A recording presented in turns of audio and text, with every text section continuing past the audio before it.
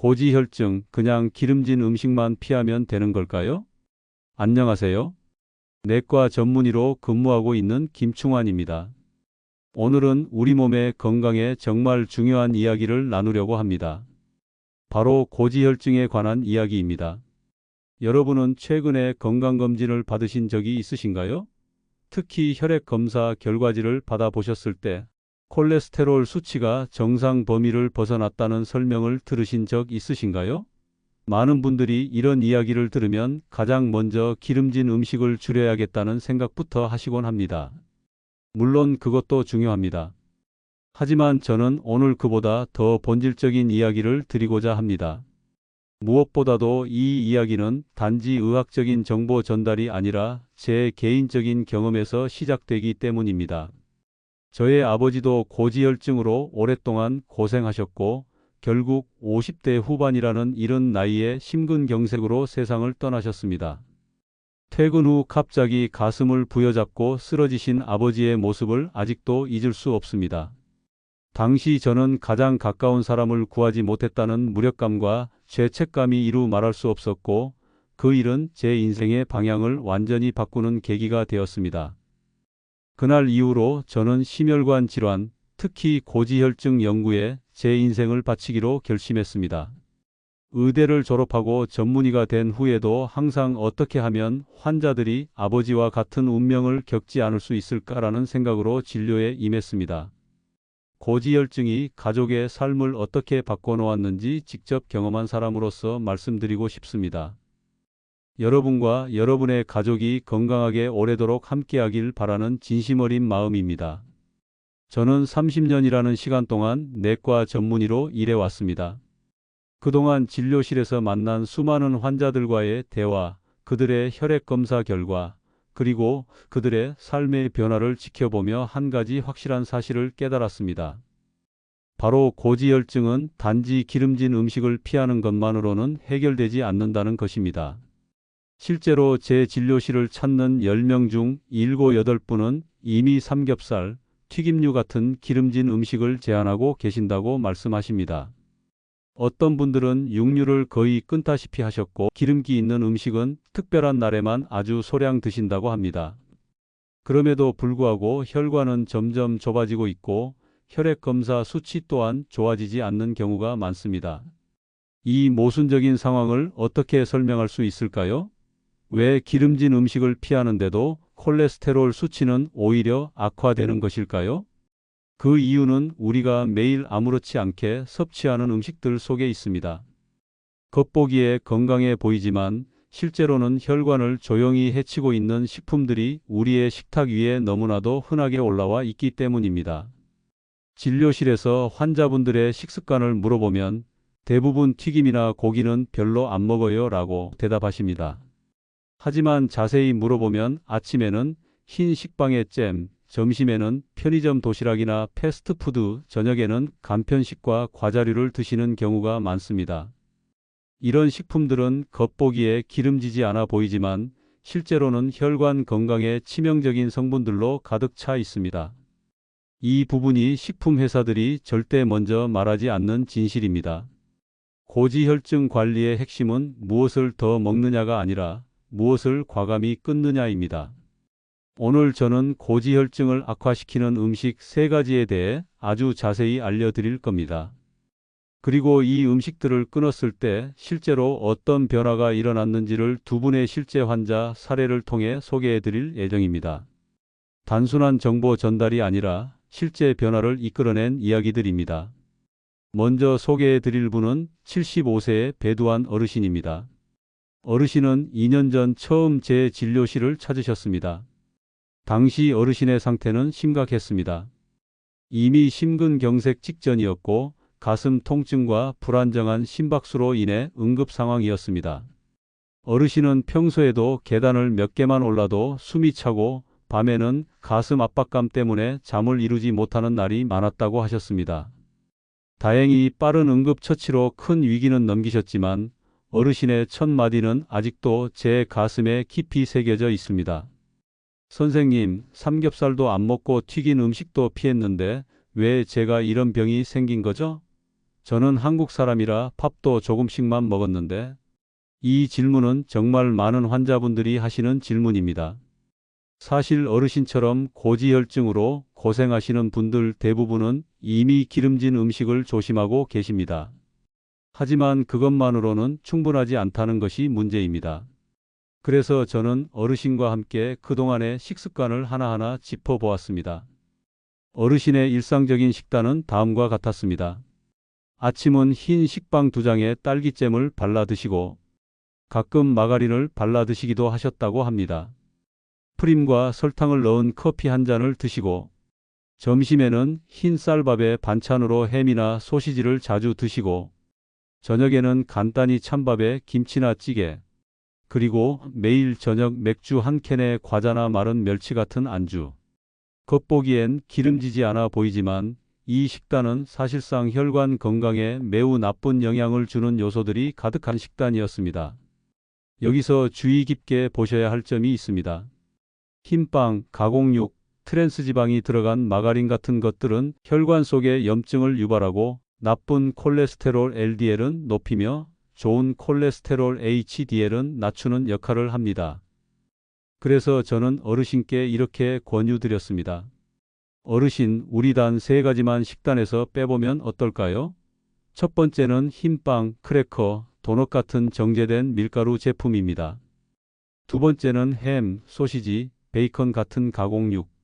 그리고 세 번째는 마가린, 쇼트닝이 들어간 제품입니다. 대신 귀리죽이나 통밀빵, 두부 반찬으로 아침을 드시고 저녁마다 30분 정도 동네 한 바퀴 산책하시면 됩니다. 어르신은 처음에는 조금 망설이셨습니다. 선생님, 아침마다 먹던 빵도 못 먹고 맥주도 못 마시면 무슨 재미로 살아요? 라고 말씀하셨죠. 하지만 그날 함께 내원한 손녀분의 눈물 어린 부탁이 어르신의 마음을 움직였습니다. 할아버지, 제 결혼식에는 꼭 건강하게 오셔야 해요. 제가 아침 귀리죽 만들어 드릴게요. 이 말에 어르신은 굳은 결심을 하셨습니다. 그리고 놀랍게도 식습관 변화 3개월 만에 어르신은 가슴 통증이 현저히 줄었다고 보고하셨습니다. 밤에 숨이 차서 깨는 일도 없어졌고 아침에 일어났을 때 몸이 훨씬 가볍게 느껴진다고 하셨습니다. 6개월이 지나고 재검사했을 때 수치는 놀랍게 개선됐습니다. 무엇보다도 어르신 스스로 요즘 아침에 일어나는 게 즐겁고 숨이 안 차서 산책하는 게 행복하다고 하셨습니다. 1년 후에는 아예 약의 용량도 줄일 수 있었고 현재 배두한 어르신은 매주 동네 노인정에서 건강 이야기를 나누는 건강지킴이로 활동하고 계십니다. 어르신께서 다른 노인분들에게 들려주시는 첫 번째 조언은 바로 흰 밀가루와 가공육을 끊으세요 라고 합니다. 이어서 소개할 분은 81세 이춘택 어르신입니다. 이 어르신은 3년 전 처음 내원하셨을 당시 고혈압과 고지혈증을 동시에 앓고 계셨고 잦은 어지럼증과 피로감으로 일상생활에 큰 어려움을 겪고 계셨습니다. 특히 이 어르신의 경우는 가족력도 있었습니다. 부모님과 형제 2분 모두 심혈관 질환으로 일찍 돌아가셨기 때문에 어르신 본인도 내 차례가 곧 올 것 같다며 체념하는 모습을 보이셨습니다. 첫 진료 당시 어르신의 혈압은 매우 높았고 중성 지방은 220으로 모두 위험 수준이었습니다. 더 심각한 것은 어르신이 이미 작은 뇌졸중을 경험하셨다는 점이었습니다. 다행히 큰 후유증은 없었지만 이는 분명히 위험 신호였습니다. 이 어르신께는 좀 더 세분화된 건강 전략을 드렸습니다.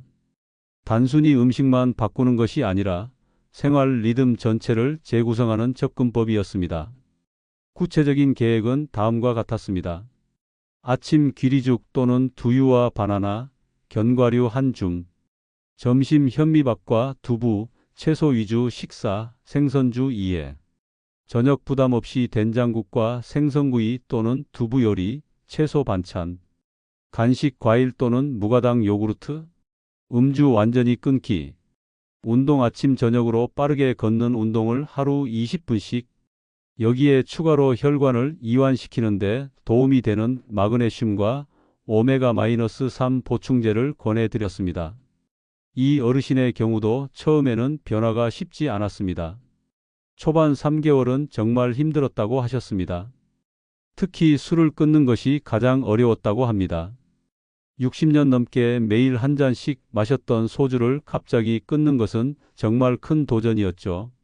하지만 6개월이 지나면서 몸이 가벼워지고 머리가 맑아지는 느낌이 들기 시작했다고 말씀하셨습니다. 특히 아침에 일어났을 때 몸이 붓는 느낌이 사라지고 손발의 저림 증상도 줄어들었습니다. 가장 놀라운 변화는 어르신 스스로 발견하신 것이었습니다.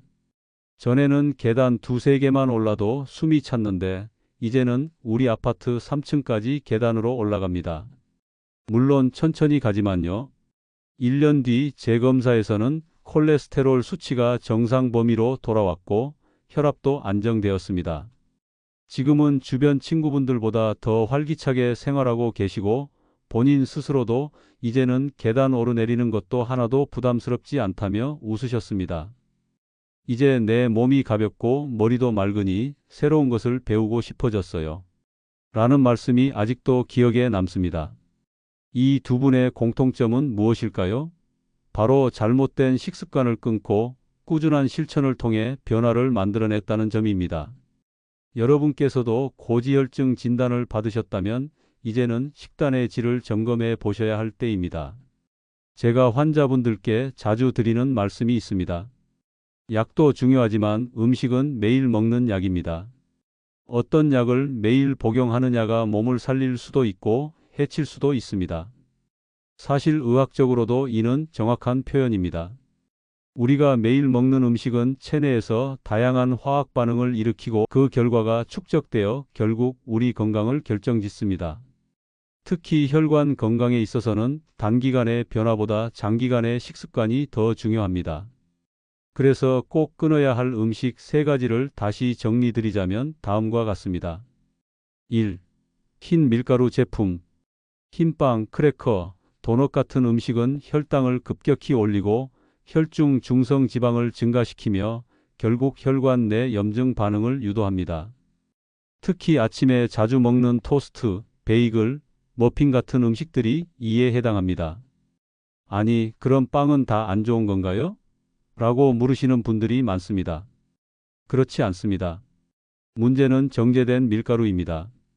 밀의 껍질과 배알을 모두 제거하고 순수한 전분만 남긴 흰 밀가루는 빠르게 혈당을 급등시키고 이는 바로 중성지방 상승으로 이어집니다.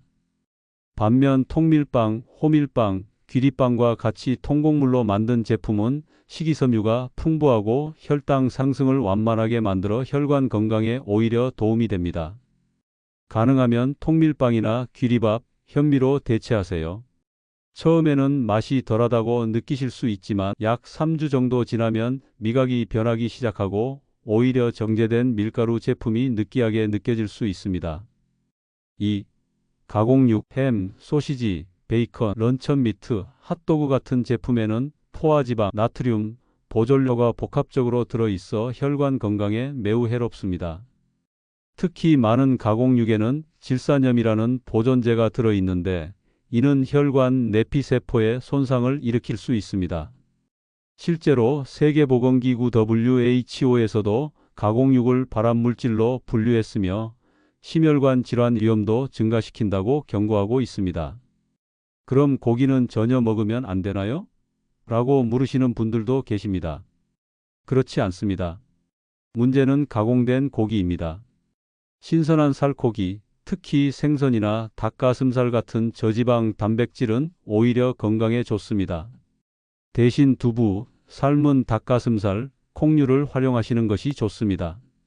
특히 두부와 같은 콩 제품은 식물성 단백질과 함께 혈관 건강에 좋은 이소플라본이라는 성분을 함유하고 있어 일석이조의 효과를 볼 수 있습니다.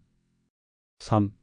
트랜스지방, 마가린, 쇼트닝이 들어간 제과류, 일부 시판 과자나 쿠키, 케이크 등에 많이 포함되어 있습니다. 트랜스지방은 나쁜 콜레스테롤을 높이고 좋은 콜레스테롤을 낮춰 혈관을 경화시키는 주범입니다. 특히 편의점이나 마트에서 파는 포장 과자류, 일부 베이커리 제품, 그리고 인스턴트 라면 등에 이 트랜스지방이 다량 함유되어 있습니다. 많은 분들이 전 마가린 안 먹는데요? 라고 말씀하시지만 사실 우리는 모르는 사이에 다양한 식품을 통해 트랜스 지방을 섭취하고 있습니다. 예를 들어 크래커, 비스킷, 과자류, 일부 인스턴트 식품 등에는 표면적으로 드러나지 않게 트랜스 지방이 포함되어 있는 경우가 많습니다. 대체 식품으로는 올리브유, 들기름, 견과류, 아보카도 등이 있습니다. 이런 식품들은 좋은 지방 불포화 지방산을 함유하고 있어 혈관 건강에 도움이 됩니다. 식습관 개선과 더불어 규칙적인 운동도 고지혈증 관리에 매우 중요합니다. 하루 15분이라도 가볍게 걷는 것부터 시작해 보세요. 걷기는 심혈관 건강에 아주 큰 도움이 됩니다. 특히 나쁜 콜레스테롤을 낮추고 좋은 콜레스테롤을 높이는 데 탁월한 효과가 있습니다. 전 운동할 시간이 없어요 라고 말씀하시는 분들이 많습니다. 하지만 실은 모든 운동이 헬스장이나 특별한 장비가 필요한 것은 아닙니다. 출퇴근길에 한 정거장 먼저 내려서 걷기, 엘리베이터 대신 계단 이용하기, 주차장에서 조금 더 멀리 주차하고 걷기 등 일상 속에서 움직임을 늘리는 것만으로도 효과가 있습니다. 여기에 하루 7, 8잔 정도의 물을 마시면 혈액순환과 노폐물 배출에도 긍정적인 영향을 미칩니다. 특히 식사 전에 물 한 잔을 마시는 습관은 식욕 조절에도 도움이 되고 혈중 지질 수치 개선에도 간접적으로 기여합니다. 운동을 새롭게 시작하시는 분들을 위해 저는 고지혈증 환자들에게 적합한 3단계 운동 루틴을 자주 권해드립니다. 이 운동법은 관절에 무리를 주지 않으면서도 혈관 건강을 점진적으로 개선할 수 있도록 고안된 방법입니다. 운동에 익숙하지 않으신 분들이 가장 먼저 해야 할 것은 몸을 다치지 않도록 움직임에 대한 준비입니다. 먼저 편안한 바닥이나 침대에 누우시되 너무 푹신한 곳보다는 적당히 단단한 곳이 좋습니다. 요가 매트가 있으시면 더욱 좋지만 없으시다면 담요를 깔아주셔도 충분합니다. 누우실 때는 천장을 바라보며 깊게 숨을 들이마시고 내쉬어 주세요. 이때 억지로 운동한다는 생각보다는 오늘도 내 몸과 친해지는 시간이구나라는 마음으로 시작하시는 것이 중요합니다. 세부 운동 방법을 알려드리겠습니다. 오른쪽 다리를 천천히 무릎을 구부리지 말고 들어 올립니다. 높이는 30도 정도면 충분하고 무리하지 마세요. 5초간 유지한 후 천천히 내려놓습니다. 왼쪽 다리도 같은 방법으로 반복합니다. 양다리를 번갈아 가며 10회씩 실시합니다. 제가 환자분들께 늘 말씀드리는 것은 다리는 제2의 심장이라는 것입니다. 다리 근육을 움직이면 혈액이 심장으로 돌아가는 펌프 역할을 하게 됩니다. 양발을 어깨 너비로 벌리고 편안히 누워주세요. 발목을 시계 방향으로 천천히 10번 돌립니다. 반시계 방향으로도 10번 돌려주세요. 양발을 동시에 해도 되고 한 발씩 차례대로 해도 됩니다. 이 동작은 특히 당뇨가 있으신 분들께 더욱 효과적입니다. 발끝까지 혈액순환이 잘 되도록 도와주거든요. 무릎을 가슴 쪽으로 천천히 끌어올렸다가 다시 펴줍니다. 이때 손으로 무릎을 살짝 잡아주셔도 좋습니다. 한쪽씩 10회, 양쪽을 번갈아 가며 실시합니다. 호흡은 끌어올릴 때 들이마시고 펼 때 내쉬어 주세요. 양팔을 몸 옆에 편안히 두고 손바닥은 위로 향하게 합니다. 코로 4초간 천천히 들이마시고 입으로 6초간 내쉬어 줍니다. 숨을 내쉴 때 몸의 긴장이 모두 빠져나간다고 상상해 보세요. 의사 선생님, 저 같은 사람도 운동이 가능할까요? 라고 물으시는 분들께 저는 이렇게 말씀드립니다. 물론입니다. 움직이는데 불편함이 있다면 누워서 시작하는 것도 훌륭한 출발입니다. 중요한 건 시작이고 그 자체가 치료입니다. 실제로 제 환자 중 85세 할머니도 이 운동으로 시작해서 지금은 매일 산책을 즐기고 계십니다. 꼭 공원이 아니어도 됩니다.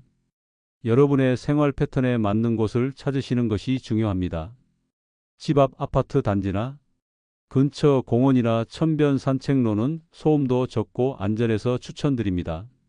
주거지 골목길은 차량 통행이 적은 곳을 찾아서 움직입니다. 대형마트나 백화점 내부는 비 오는 날에 좋습니다.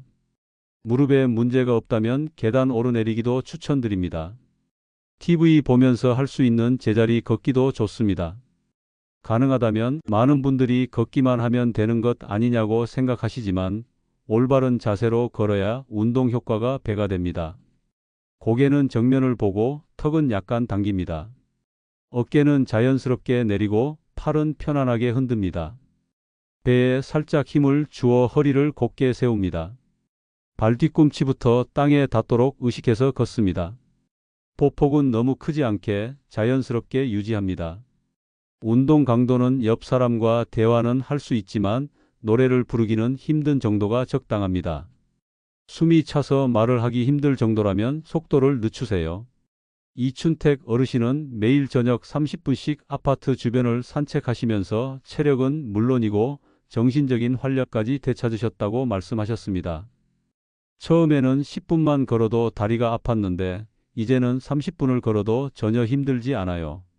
오히려 걷고 나면 기분이 좋아져서 하루를 마무리하는 즐거움이 되었어요. 또 다른 환자분인 65세 김영희님은 이렇게 말씀하셨습니다. 걷기 시작한 후 총 콜레스테롤 수치가 많이 감소했어요. 그리고 무엇보다 잠을 푹 자게 돼서 좋고 우울했던 기분도 많이 나아졌습니다. 혼자 걷기가 지루하시다면 가족이나 친구와 함께 걸으시거나 지역 걷기 모임에 참여해 보세요. 같은 목표를 가진 분들과 함께 걸으면 동기부여도 되고 더 재미있게 운동할 수 있습니다. 운동 전후에는 가벼운 스트레칭으로 몸을 풀어줍니다. 물을 한 컵 정도 마셔 수분을 보충하고 편안한 운동화를 신습니다. 가슴이 아프거나 답답할 때, 어지러움이나 메스꺼움을 느낄 때, 과도하게 숨이 찰 때, 관절이나 근육에 심한 통증이 있을 때, 이런 증상이 있다면 즉시 운동을 중단하고 저와 같은 의료진과 상담하시기 바랍니다. 운동과 함께 하루 8잔 정도의 물을 마시면 혈액순환과 노폐물 배출에도 긍정적인 영향을 미칩니다. 운동만큼 중요한 것이 충분한 수면입니다. 운동 외에도 명상, 독서, 음악 감상 등 본인만의 스트레스 해소법을 찾아보세요. 이처럼 고지혈증은 단지 숫자를 낮추는 치료가 아니라 삶의 방식 전체를 조정하고 회복하는 과정입니다. 약물은 도움을 줄 수 있지만 근본적인 회복은 결국 생활 습관의 변화에서 시작됩니다. 운동을 시작하신 지 일주일 만에 극적인 변화를 기대하지는 마세요. 우리 몸은 서서히 하지만 확실하게 변화합니다. 실패해도 괜찮습니다. 며칠 운동을 쉬었다고 혹은 잘못된 음식을 먹었다고 자책하지 마세요. 중요한 것은 다시 시작하는 것입니다. 제가 환자분들께 자주 드리는 말씀이 있습니다. 건강관리는 완벽함이 아니라 꾸준함입니다. 100% 운동을 시작하셨다면 정기적으로 의료진과 상담하여 본인의 상태를 점검하고 필요시 운동 강도나 방법을 조정하시기 바랍니다. 혼자서 판단하기 어려운 부분이 있다면 언제든 전문가의 도움을 받으세요. 특히 가슴 통증, 심한 숨참, 어지러움 등의 증상이 있다면 즉시 상담받으시기 바랍니다. 30년간 수많은 환자분들을 만나오면서 제가 확신하게 된 것이 있습니다. 우리 몸은 우리가 살아가는 방식에 따라 서서히 바뀝니다. 나쁜 습관이 쌓여 병이 생기듯 좋은 습관도 시간이 지나면 분명 몸에 축적됩니다. 그리고 그 변화는 어느 날 갑자기 눈에 띄게 찾아옵니다. 그러니 오늘 이 순간부터 시작해 보세요. 거창한 계획을 세우지 마시고 오늘 하루만 생각해 보세요. 오늘은 침대에서 다리만 10번 들어 올려보기. 오늘은 의자에 앉아서 발목만 돌려보기. 오늘은 집 앞을 5분만 걸어보기. 작은 시작이지만 이것이 바로 건강한 내일을 만드는 첫걸음입니다. 희망을 잃지 마세요. 나이가 많다고, 몸이 불편하다고, 의지가 약하다고 포기하지 마세요. 제가 만난 환자분들 중에는 80세가 넘어서 운동을 시작해 건강을 되찾으신 분들이 많습니다. 저는 언제나 여러분의 노력을 응원하고 그 변화의 과정을 함께하고 싶습니다. 앞으로도 더 유익한 정보로 다시 찾아뵙겠습니다. 여러분의 건강한 변화를 위해 최선을 다하겠습니다. 오늘도 건강한 하루 보내시고 내일도 한 걸음 더 나아가시기를 바랍니다. 감사합니다.